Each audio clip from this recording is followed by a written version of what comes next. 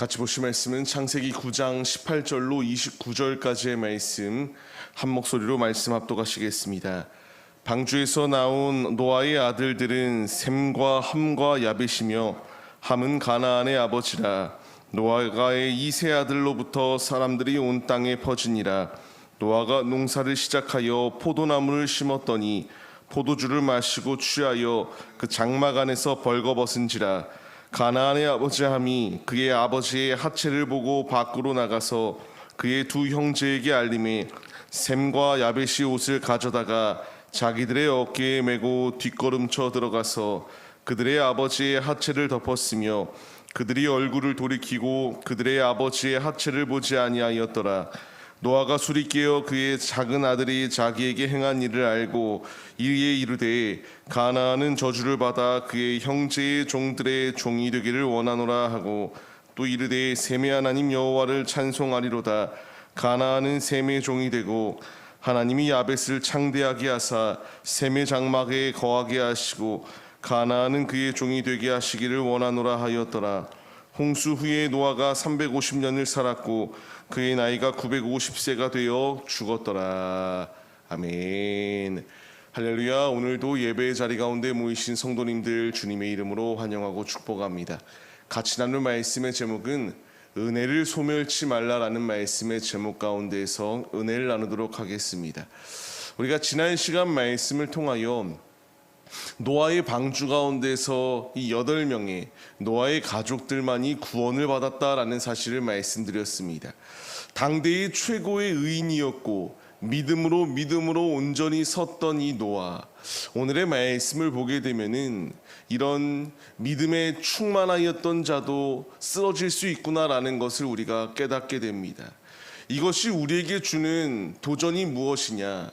우리도 성령 충만할 수 있고 믿음 충만할 수 있지만 그 가운데에서 이 믿음을 온전히 지켜나가지 못할 때에 우리도 이 노아와 같이 쓰러질 수 있구나라는 것을 우리가 깨달아야 됩니다. 노아가 왜 쓰러졌습니까? 이제 방주를 만들라는 주의 명령에 순종하여 열심을 다하여 만들었고요. 그 말씀에 순종하여 방주 안에서 홍수 가운데서도 능히 승리하였지만 이제 그가 나태해지기 시작하였다라는 겁니다. 날마다 하나님의 말씀에만 귀 기울여 삶을 살아가야 마땅했는데 그는 포도나무 가운데에서 이 포도주를 만들고 취하여 버려서 벌거벗은 채 잠들었다라는 것이 이 노아의 문제였다라는 것을 이렇게 말씀에서 우리에게 말씀해 주시고 있습니다.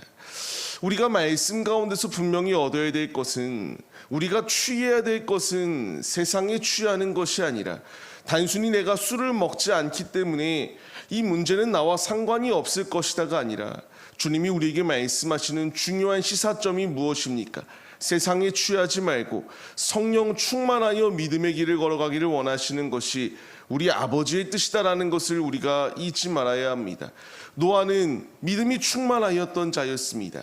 하나님의 말씀대로 순종하여 비가 오지 아니함에도 불구하고 방주를 만드는 데에 시간을 할애하였고 오직 믿음으로 서기 위하여 힘썼던 이 믿음의 용사가 이렇게 나태한 자리 가운데에 무너져 버렸음을 우리가 깨달아야 됩니다. 우리가 시험에 들지 아니할 수 있도록 날마다 깨어 기도해야 될 분명한 이유입니다. 우리가 성령 충만하여 주님의 길을 걸어가야 마땅한데 때로는 우리 앞에 놓여있는 현실 앞에서 우리는 무너지고 쓰러질 때가 있습니다.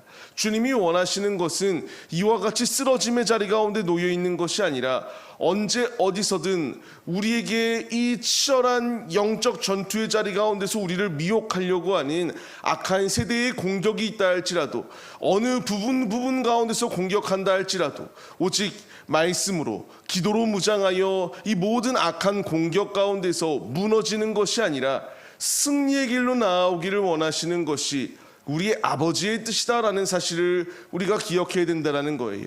이 자리 가운데에서 나태함 가운데 쓰러졌던 노아의 모습으로 인하여 결국 그들의 가족이 어떻게 되었는가를 우리가 생각해 봐야 됩니다. 셈, 함, 야벳이 있지만 그 가운데서 함은 가나안의 아버지였다. 그런데 그가 이 하체를 보고 자신의 이 형제들에게 알리며 아버지의 추태에 대하여 이렇게 드러냈을 때의 그의 결과는 이와 같이 그 족속이 이 이스라엘에게 이와 같이 굴복당할 수밖에 없는 상황이 되게 하나님께서 일하셨다라는 겁니다.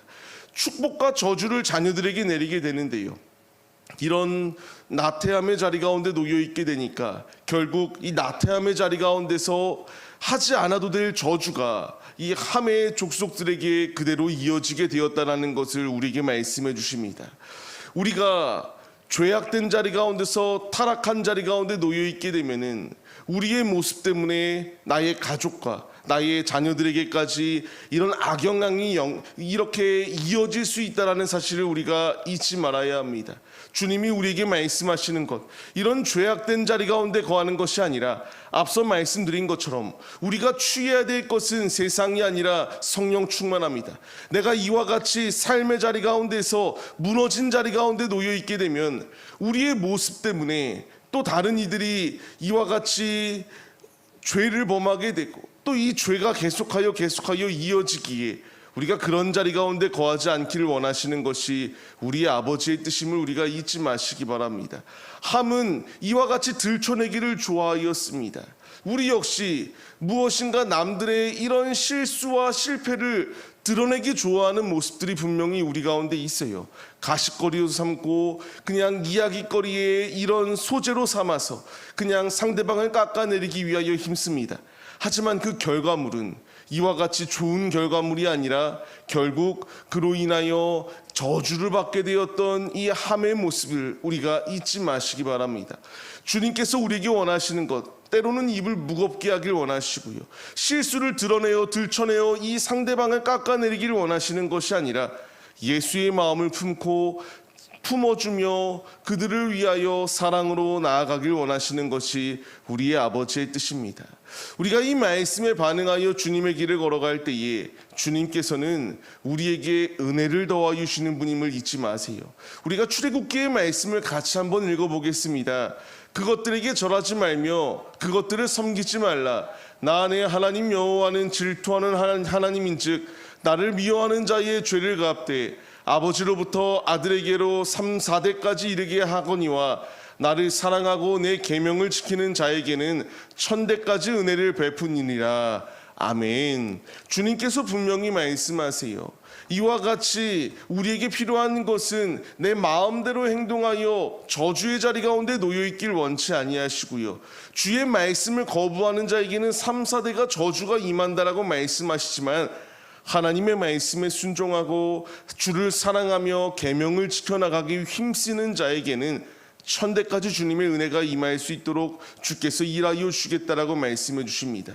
우리의 삶, 이제 주님께서 원하시는 중심이 무엇인지 알았다면 그 말씀대로 순종하여 믿음의 길을 걸어가는 것이 우리의 모습이 되어야 됩니다. 악한 세대 가운데서 주님만을 사랑하고 주님의 계명을 지켜나가기 위하여 힘쓰며 노아와 같이 우리가 연약하여 쓰러질 수 있는 모습이 분명히 있지만 날마다 근신하고 깨어 주의 말씀으로 악한 세대의 공격을 무찌르고 기도함으로 이 모든 시험 가운데에 우리가 무너지지 아니할 수 있도록 깨어 있을 것을 주께서 우리에게 명령해 주시고 있습니다.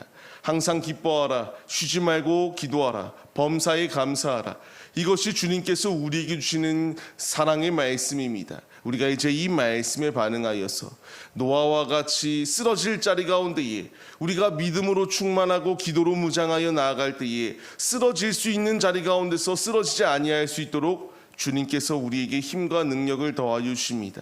주님이 나에게 원하시는 것은 쓰러짐의 자리에 실패한 우리의 모습이 되길 원치 아니하시고 오직 일어나 믿음의 자리 가운데서 이탈치 않기를 원하시는 것이 우리의 아버지의 뜻임을 우리가 기억하시며 오늘도 은혜를 소멸하기 위하여 앞장서는 것이 아니라 은혜를 지켜나가 더욱더 풍성한 은혜가 나의 심령 가운데 적셔지고 심령 가운데 차고 넘칠 수 있도록 힘쓰시는 하나님의 자녀들의 모습들이 우리들의 모습이 되시기를 주의 이름으로 간절히 축원합니다.